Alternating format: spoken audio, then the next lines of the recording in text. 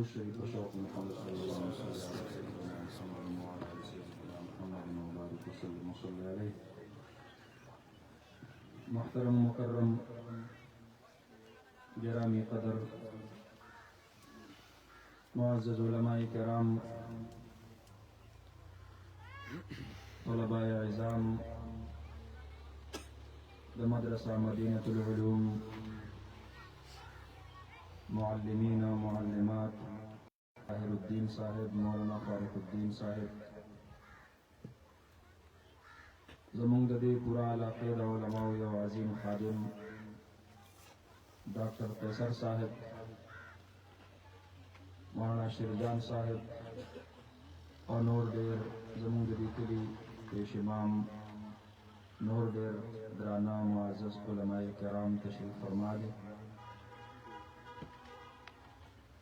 مونږ او تاسو الله رب العالمین د دینی خوشحالۍ په دې موقع باندې راجمع کړي یو. شاهي نواب باچا صاحب خوش قسمته سړی دی،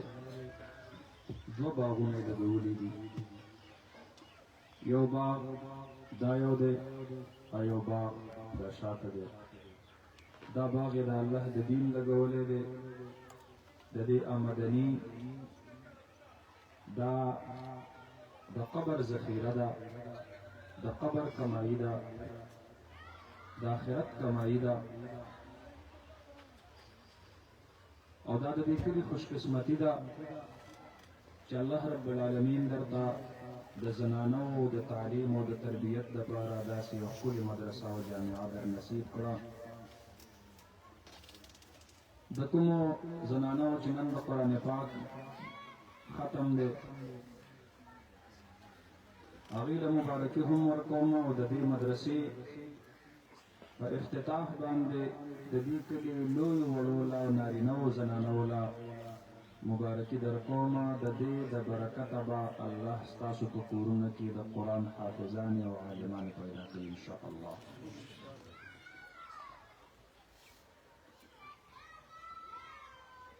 جناب نبی کریم صلی الله علیه وسلم ته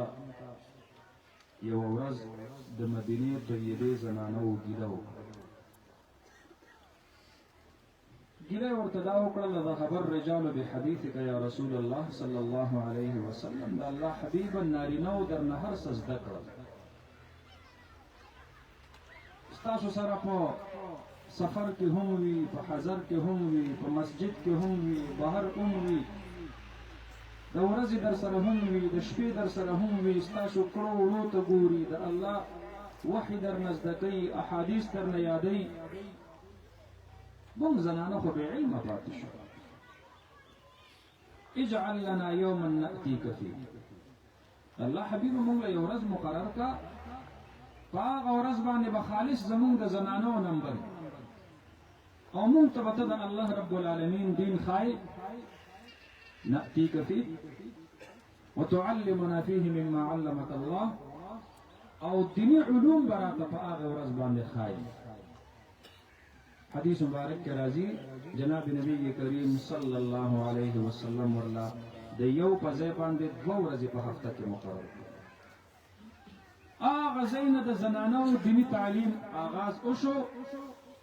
لومړنی استاد د زنانو د مدرسې جناب محمد مصطفی صلی الله علیه وسلم، اولنی شاگردان صحابیات دي، او د هغه وخت نه دا سلسله شروع شوه تر اوسه پورې دا روانه ده، او مونږ به خپلو نسلونو ته منتقل کوو. زمونږ د مرګ نه وروسته به انشاء الله العزیز د زنانو د مدرسو د تعلیم او د تربیت دا سلسله دا به مونږ خپل اولادونو ته منتقل کوو انشاء الله العزیز. هغه مور او پلار ډېر خوش قسمته دي چا چې په خپلو لوڼو باندې دیني تعلیم وکړي. جناب نبی کریم صلی اللہ علیہ وسلم مبارک فرمائی: من عال جاریتین حتی تبلغا،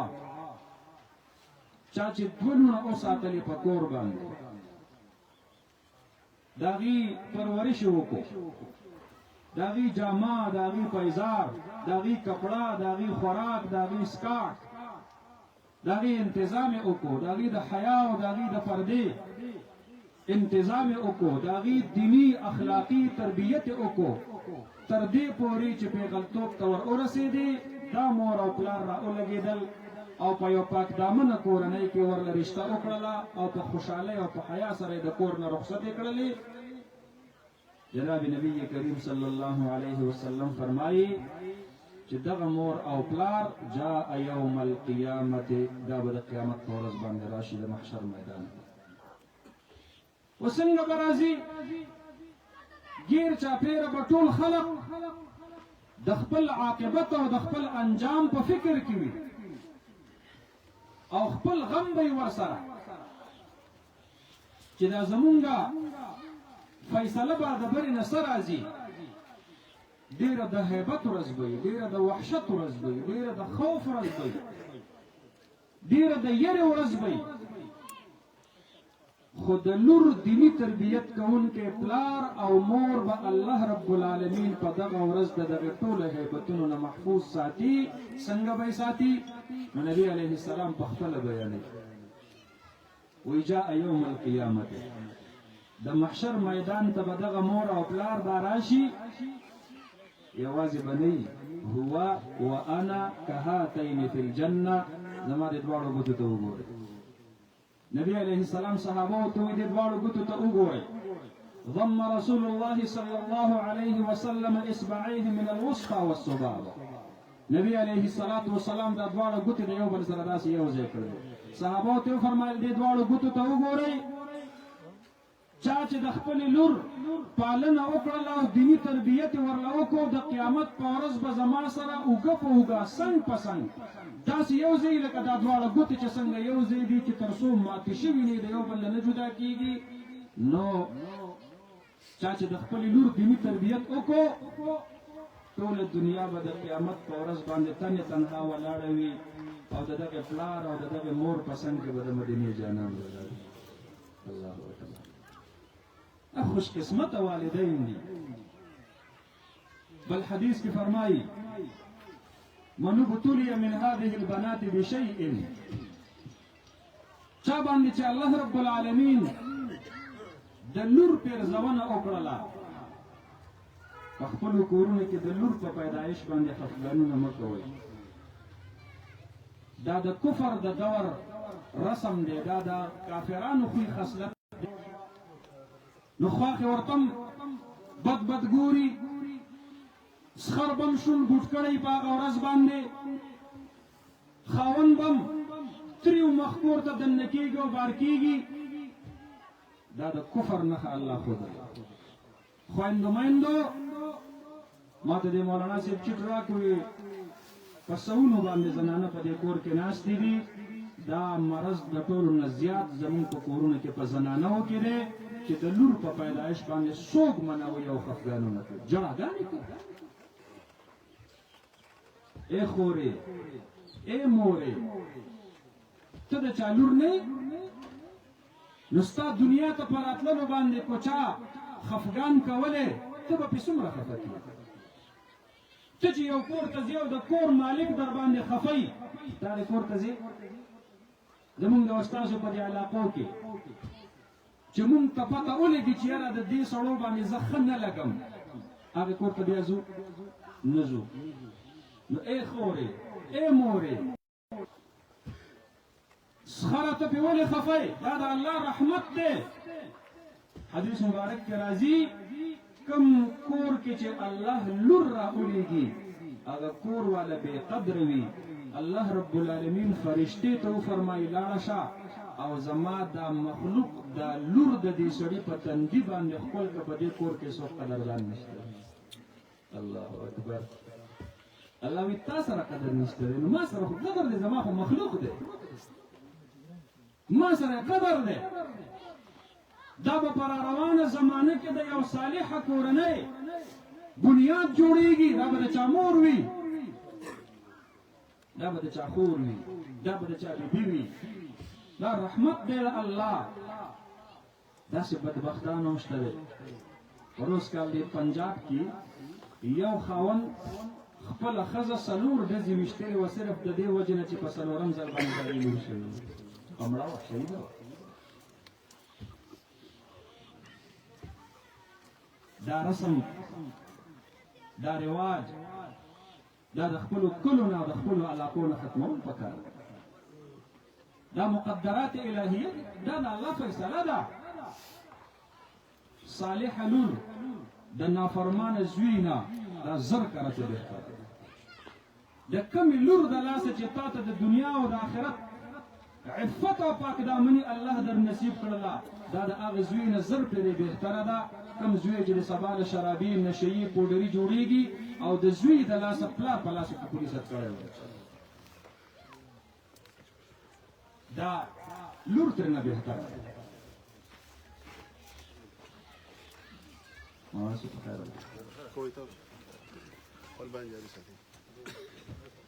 دا زمونږ او ستاسو په معاشره کې یو تور رسم دا د جاهلیت رسم دی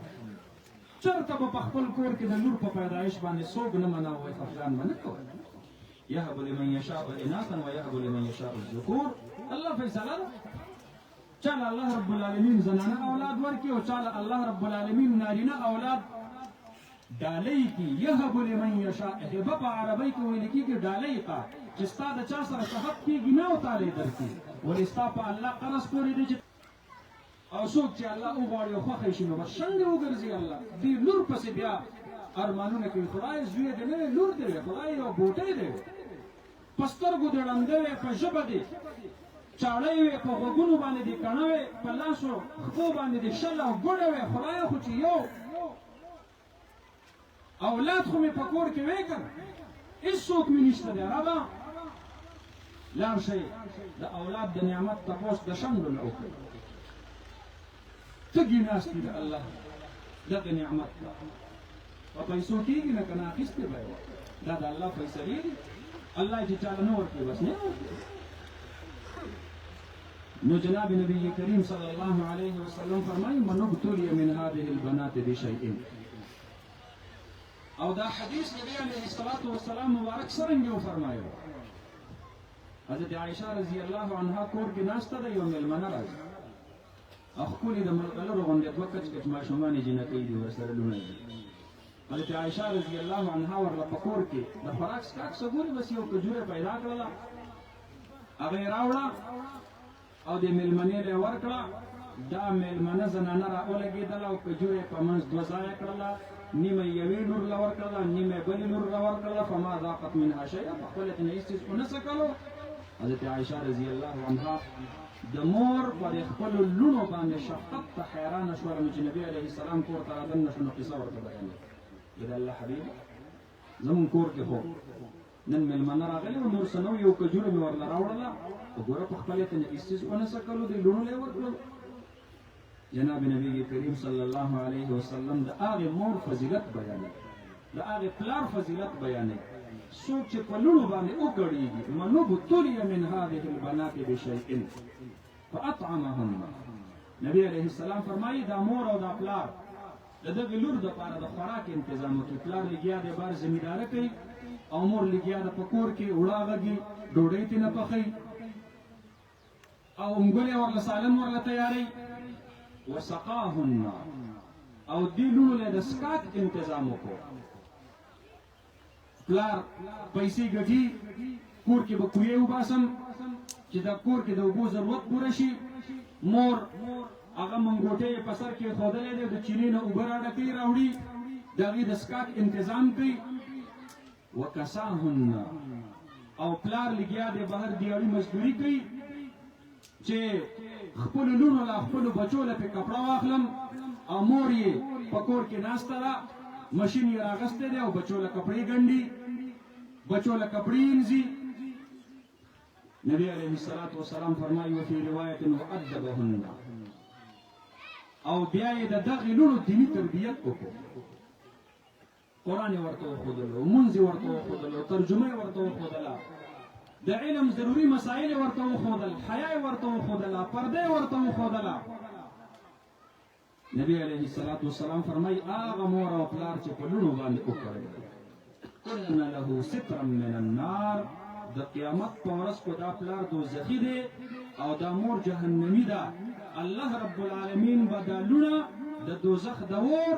او د دغه مور او پلار په منځ کې حایل او رکاوټ جوړ کړي دا لونه دا صالح لونه به الله د مور او د پلار د جنت سبب او ذریعہ جوړ الله رب العالمین دې زمونږ او ستاسو لونه هم دغه شان دي دا دینی تعلیم او تربیت دا زمونږ او ستاسو د دنیا او د آخرت خوشحالي هم ده او دا د الله رب العالمین د دین د حفاظت او نظام ده الله د قرآن کریم حفاظت کوي د الفاظ حفاظت الله کوي په حافظانو الکانو په حافظانو جنکو باندې الله د قرآن کریم د معانی او حفاظت کوي په عالمانو او په عالماتو زنانو باندې الله رب العالمین د قرآن د حکمونو حفاظت کوي د عادل حکمرانانو په لاس باندې د دې وجه نه دا درې طبقې په امت کې ډېرې زیاتې ضروري دي چې د قرآن د الفاظو د حفاظت لپاره حافظان پکار دي د قرآن د معانیو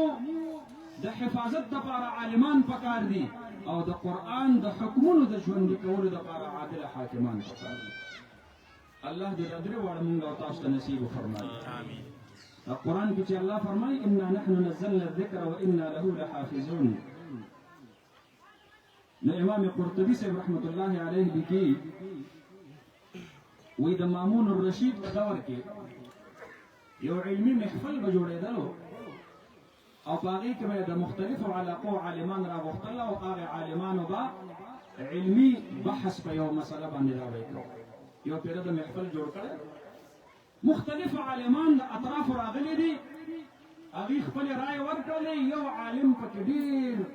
عمیق او ژور بحث وکړو نو دا مامون ورته ډېر حیران شو د دې تقریب د اختتام نه وروسته ورته اواز کړي مولانا صاحب دلته راشه چې لاندې باندې ورته ګوري شک پې پیدا کېږي وایي ته څوک هغه ورته وایي زه مېلمه یم وایي نه ما ته حقیقت حال ووایه وایي صاحبه زه خو یهودي یم امام قرطبي صاحب لیکلي دي دی ورته وایي چې یهودي یم اسلام کې دومره لوی تعمق او تبحر ته حاصل کړی دی هغه وایي او نو بیا اسلام قبله ولې نه وایي نه قبله دا خو خبره روان کال بیا چې کله علمي بحث مباحثه کېښودلی شوله نو همدقه عالم یهودي عالم دی ورته بیا راوبللو دی چې راغی د خپل بحث آغاز کې امام قرطبي صاحب لیکي وی شروع یې وکړه اشهد ان لا اله الا الله واشهد ان محمد رسول الله اولې کلمه ووایي تقریب چې ختم شو بادشاه ترې نه تپوس کوي چې تیره پیره درته ما وي چې ایمان قبول که نه دې قبله اوس چې راغلی نو په خپله دې کلمه طیبه وویله مسلمان یې دی ورته وي او زړه مې مطمئن شو زه خطاط یم خوشنویس یم ما په قرآن باندې امتحان کړی دی ما په انجیل امتحان کړی دی ما د اوس وخت په تورات امتحان کړی دی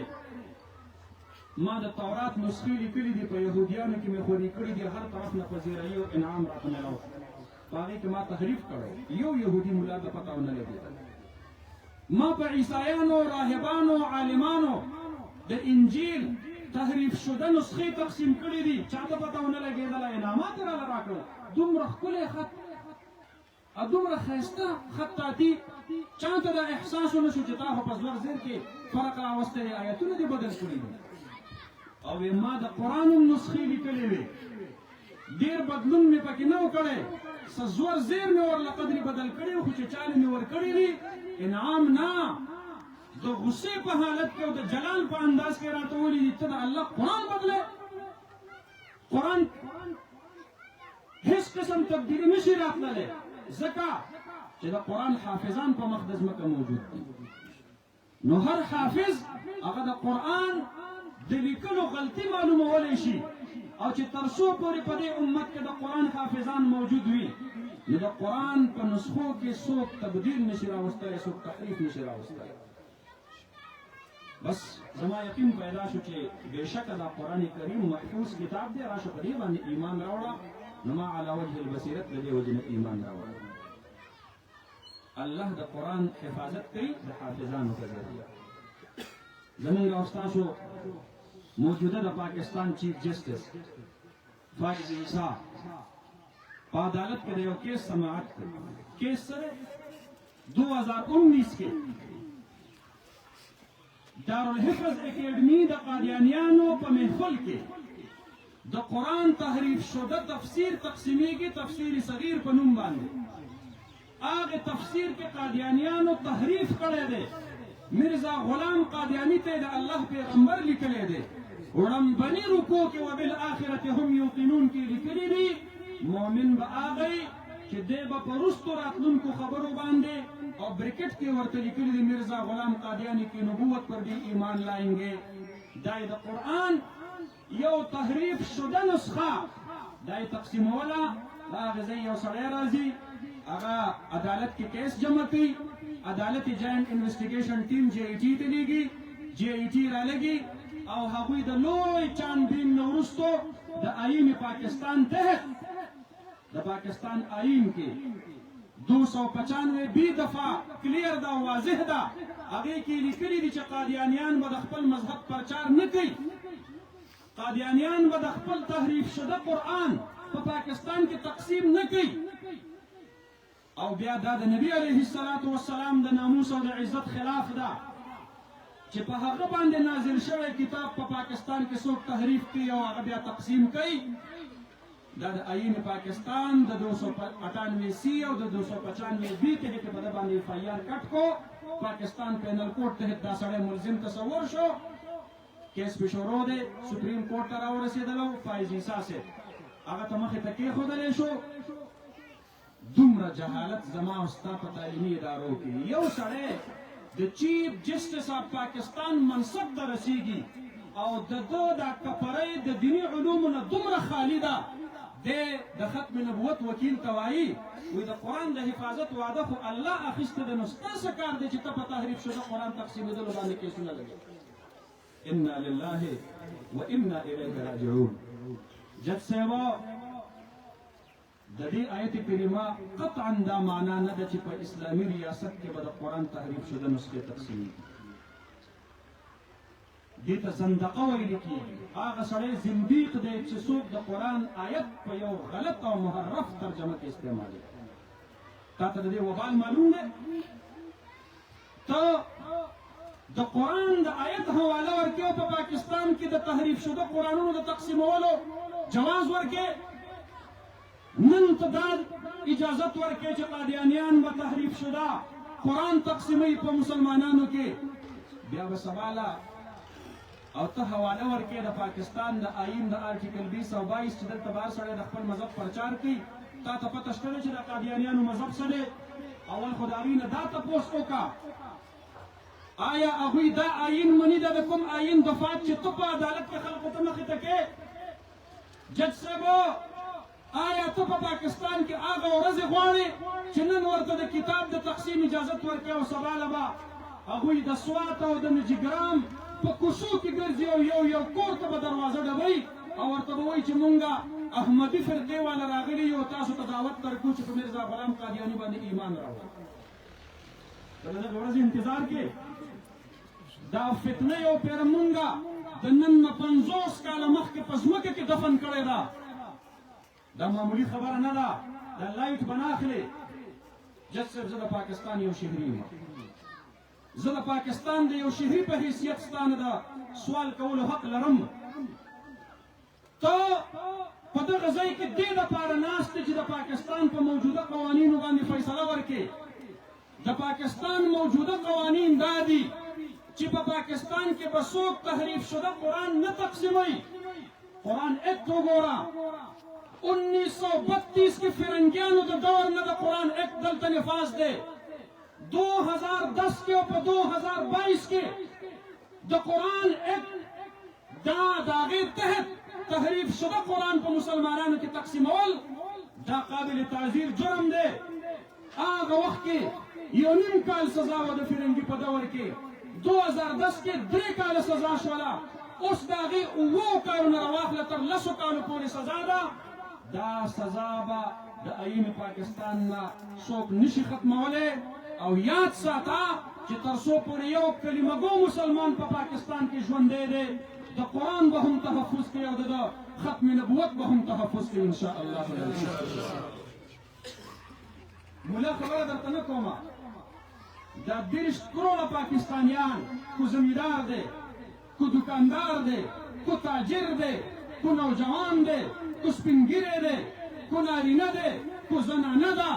یاد ساته ګناهګار به ضرور یو سیاهکار به ضرور یو مجرمان به ضرور یو منځونه به مو کمزوري روژې به مو کمزوري ذکر اذکار او د قرآن تلاوتونه به مو کمزوري وي و یاد ساته د دواړو جهانو سردار مبارک زمونږ د امید اخرنی مرکز دی د محشر په میدان کې چې د هر طرف نه ناامیده شو د یو امتي په حیث به په مړو مړو سترګو خپل جانان ته ګورو اوس به نظر کرم وشي او یا رب امتي امتي ناره به ولیکو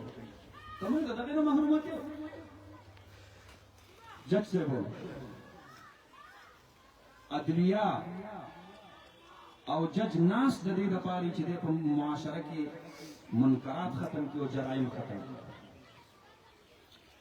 ته نن دا وایې چې د قرآن د حفاظت ذمه الله اخیستې ده نو سبا له به څوک قرآن وسوځوي نو د هغې خلاف به ستا دا ریمارکس د قانون په حیثیت باندې په عدالت کې استعمالیږي څوک به کیس نشي جمع کولی ځکه جج به وایي چې چیف جسټس یو وخت کې ویلي چې د قرآن د حفاظت ذمه الله اخیستې ده کو څوک یې سوځي یا کو څوک یې ورکوي. د مسلمانانو د دې سره سویمه ده اے جاهل انسانا ته چا د ججمنټ په کرسۍ باندې کېنولی راشه دیني علومو په باره کې بحث کې اول زما سره زما د دین په مدرسه کې په اولا کې داخله واخله چې تا ته زه د انا نحن نزلنا الذکر و انا له لحافظون معنا او تفسیر درته وښیم. د دې معنا دا نه ده چې دا ته ترې نه کومه اخلې. د ټولو نه لوی جرم په اسلامي معاشره کې دا قرآن کې تحریف دی او جج ناست د دې دپاره دی دی به د جرایمو روکتام کوي. او یاد ساته داسې بیخي یې په تا باندې هم نه درړو چې زما چیف جسټس به د قرآن د حفاظت نه اعراض وکړي او مخ به ترې نه واړوي او موږ به ډډه وهلې وي. داسې به چېرته هم نه کېږي چې د جج قلم کله خرڅ شي د قاضي قلم کله خرڅ شي بیا غازي په خپله توره باندې کپړه وهي. د قرآن تحفظ دا زما د ایمان تقاضا ده د خپل سر په قیمت پر خپل سر په سودا باندې به د الله د قرآن تحفظ کوم. نعره تکبیر تاریخ ختمی نبوت مولانا مفتی بدل غفور صاحب زنده‌باد. داسې جاهلان به موږ مثلا اوس اندازه وشوله علما ولې دې د سیستم نه بهر ساتي ځکه یې ساتي خو دا یوه ژبه کو دننه نه وي نو دا به یو ژبه ملټیپلای بای 1 لاک د دې په بدل کې به 1 لاک ژبې د ختم نبوت زنده‌باد نارې په روډ باندې لګوي او په میدان باندې لګوي انشاءالله. یوازې دې ته موږ ډډه نه لګو موږ ډېر په مشقتونو په محنتونو باندې دا قانون په 1974 کې جوړ کړی دی او اوس هم اعلان کوو دې قانون ته به څوک ګوتې هم نه ورو. دا ریډ لاین د ریډ لاین په پاکستان کې د هر انسان دپاره ریډ لاین هر مسلمان دپاره ریډ لاین دی. کو په پاکستان کې امن او امان غواړي نو په قانون باندې عملداري دا لازمي ده ورنه بیا کو قانون چا په لاس کې اخیستلو ذمہ داری به هم په دغه خلکو باندې کوم خلک چې نن سبا قانون وایي ستا آئین پاکستان کې څوک رد بدلو کې ترې آرټیکل 6 په لګومه غدار دی او قرآن کې څوک تحریف وکړي ترې نه دی به ګرځي د حق حاصل دی انا نحن نزلنا الذکر په دلیل کې وایي. جاهله انسانه دا ستا علم دی دا ستا تعلیم دی ته د 23 کروڑ مسلمانان پاکستان د قاضي القضات په کرسۍ باندې ناست دي دا ستا د منصب د شان سره موزون خبره ده. پاکستان د تاجداري مدینه امانت دی پاکستان د محمد عربي د غلامانو وطن دی. پاټۍ په خپل ځای ډلې په خپل ځای لیډران په خپل ځای قربان شم او زار شم د خپل مشر نه چې په کومه ورځ باندې فیصله راغله برسر عام اعلان وکړو مولانا فضل الرحمان صاحب وی جسټس فایز عیسی ستا خلاف په دې کیس کې زه فریق جوړېږم قربان شم مولانا صاحب تب فریق یوازې نه جوړېږي 23 کروڑ مسلمانان به ستا په پشت باندې ولاړ وي انشاءالله ټول سره ملګري الله رب العالمین دې زمونږ او ستاسو د دې ملک نه داسې قسم بيدینه حاکمان او داسې قسم جاهل قاضیان او ججان الله دې مونږه د دې خلقو د گمراهۍ نه محفوظ مامون آمین امون د نبی علیه السلام وارثان عالمان نبی علیه السلام حاکم وو حکومت کول په پاکستان کې خپل حق ګڼو امامت صغرا راته هم وراثت دی امامت کبرا راته هم وراثت دی یو میراث مو سنبال کړی دی بل میراث لپاره مملا تړلې ده کومونږ نو زموږ اولادونه به الله راولي او د صدو وروستو به د خپل جانان دا میراث دا په خپل واک باندې واخلي په خپل اختیار باندې واخلي سفر دی روان وي ژوند هغه مو د جهاد دی مرګ مو د شهادت دی رب سره مو فیصله کړې ده خدای ځواني مستاد دین دپاره الله خولي مستاد دین دپاره رب ویني مستاد دین دپاره الله یو تن خلاصه کې زمونږ د اولادونو ضرورت پیښ شو د قرآن د تحفظ او د ختم نبوت د تحفظ لپاره به اولادونه او نسلونه حاضر وي ان شاء الله تاسو به کوئ ان شاء الله ملګرتیا لا شاته ملګري ډېر خاموشه ناست ملګرتیا به کوئ ان شاء الله دا مدرسې دا د دې لپاره قایمې چې حافظان پیدا شي د قرآن تحفظ شي عالمان پیدا شي د علم تحفظ شي ان شاء الله العزیز مونږ به په خپله معاشره کې دغه قرآني تحریک دغه علمي تحریک دغه دینی مدرسې دغه د تبلیغ مرکزونه دغه د علماو حمایت دغه د ختم نبوت جانداره عقیده دغه د ناموس رسالت صلی الله علیه وسلم مستانه نارې دغه د تکبیر غږونه دغه د الله اکبر اذانونه دا به مونږ د الله په ځمکه ژوندی ساتو ان شاء الله او الله رب العالمین دې دغه مدرسې ته مدینه العلم ته الله رب العالمین دې دا په حقیقت کې د علم ګلستان وګرځي د علم مدینه دې الله وګرځي او الله رب العالمین دې د دې مدرسې مؤسسین او د دې مدرسې بانیان د دې مدرسې محبین او معاونین الله دې لوی خیرونه ورته ورنصیب کړي د یو مېلمه په حیثیت درنه زه یو درخواست کومه دې مدرسې کې خپل لونه داخله کړئ دلته راولئ هغې ناظرې ته کېنوئ حفظ ته کېنوئ علم ته کېنوئ ان شاء الله العزیز دنیا او آخرت کې دواړو کې به درته الله په خوشحالۍ نصیب کړي واخر دعوانا ان الحمد لله رب العالمین